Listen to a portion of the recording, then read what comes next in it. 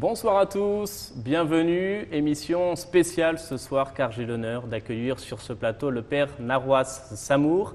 Bonsoir mon père. Bonsoir. Merci d'être avec nous. Je rappelle que Merci vous êtes pour l'invitation. Prêtre jésuite, originaire d'Alep en Syrie. Vous êtes également directeur national du service jésuite des réfugiés pour le Moyen-Orient, une région que vous connaissez évidemment très bien. Est-ce qu'à ce propos, justement, vous pouvez nous dire brièvement quelle est en ce moment la situation pour les réfugiés de Syrie? Les réfugiés syriens, c'est-à-dire dans les pays limitrophes, que ce soit le Liban, la Jordanie, notamment la Turquie, rien n'a changé. Les situations, c'est toujours une vie difficile, que ce soit dans les camps ou pour les réfugiés urbains. Au Liban, c'est plutôt des réfugiés urbains. Donc, il y a une sorte un peu de manque de ressources maintenant, même pour les instances internationales, etc. Donc voilà, c'est la vie difficile. Ça devient de plus en plus compliqué maintenant. Ils sont combien en ce moment, les réfugiés syriens? Alors, les réfugiés syriens, ceux qui ont quitté la Syrie depuis le début de la guerre, c'est 6 millions. Donc, il y en a à peu près 2,5 millions en Turquie, 700 à 800 000 en Jordanie, à peu près 1,2 million ou 3 au Liban. Et puis en Égypte, il y a un peu, etc. Et puis il y en a ceux qui sont en Europe ou ceux qui sont réinstallés dans des pays d'accueil différents, comme le Canada, par exemple. Voilà. Et justement, si vous êtes ici au Canada en ce moment avec nous, c'est parce que vous avez fait une tournée extraordinaire à travers tout le pays. Vous avez parlé notamment dans vos conférences du thème en anglais, Bridging Borders.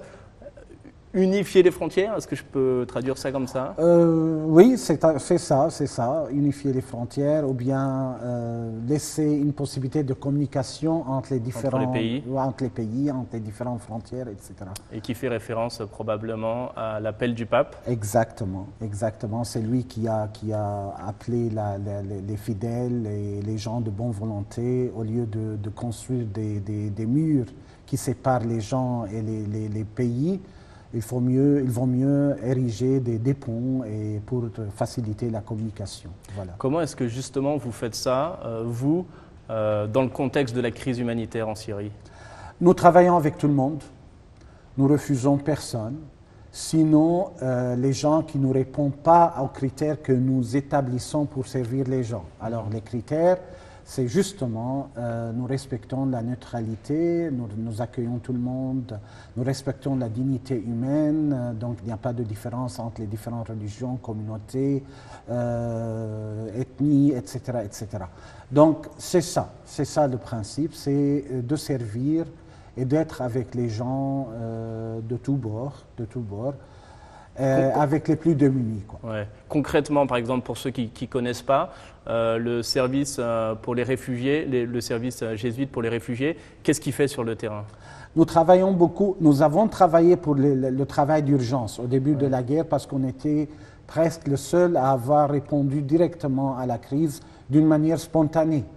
Mais puis, on a développé. Maintenant, nous nous concentrons plus sur deux aspects essentiellement. Tout ce qui est travail éducatif, support pour les enfants et les familles, etc. Et puis, le côté santé. Mais quoi que nous fassions, comme fondement de ce travail, nous avons deux aspects. L'accompagnement psychosocial, et ça se fait à travers nos équipes de visite, etc. Et puis, privilégier et favoriser la réconciliation et la construction de la paix. Le retrouvaille de la paix, je dirais. Pour ceux qui sont au Canada et qui aimeraient rendre service et se rendre utile pour ces populations réfugiées, qu'est-ce que vous suggérez? Qu'est-ce qu'on peut faire? Alors, vous avez deux aspects. Ou bien accueillez bien ceux qui sont arrivés pour les aider à s'intégrer comme il faut dans la nouvelle société qui les accueille. Ça, c'est d'un côté. De l'autre côté, est-ce qu'il y a une possibilité de donner des dons ou bien d'aider pour l'accueil encore une fois, etc. Ça, c'est, j'espère que de toutes les façons, c'est cette solidarité-là que nous cherchons. Voilà, votre message a été entendu. Merci beaucoup d'avoir été avec nous, mon père. Merci à vous. Bon courage. Merci beaucoup. Voilà, quant à moi, je vous remercie également d'avoir été avec nous ce soir. Merci de votre fidélité et à très bientôt.